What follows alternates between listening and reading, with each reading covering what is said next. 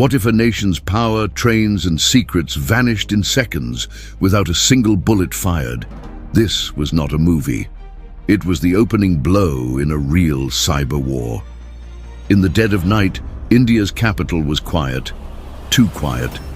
Government buildings dimmed their lights, emails hummed in silence, but something unseen was tearing through the digital sky.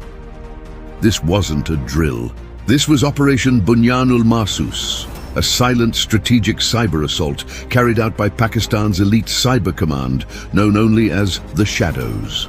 In seconds, India's most secure data, defense intelligence, election files, economic secrets, was breached. 507 high-value systems frozen. Experts stared in shock as screens turned to static. Message received. This is only a digital strike. The real war is still coming, but it didn't stop there. First target, SCADA networks, the digital backbone of India's infrastructure. Power grids, water control, industrial plants, all compromised. 70% of North India went dark. Over 50 million citizens without electricity. Fires in power plants. Water pumps dead.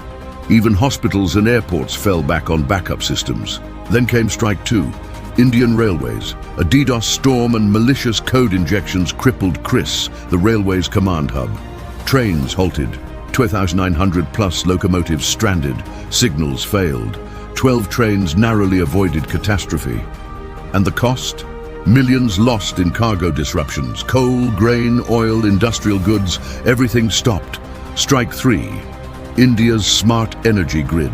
Wind farms in Gujarat, power grids in Delhi, substations in Kashmir, hacked, shut down, burned out.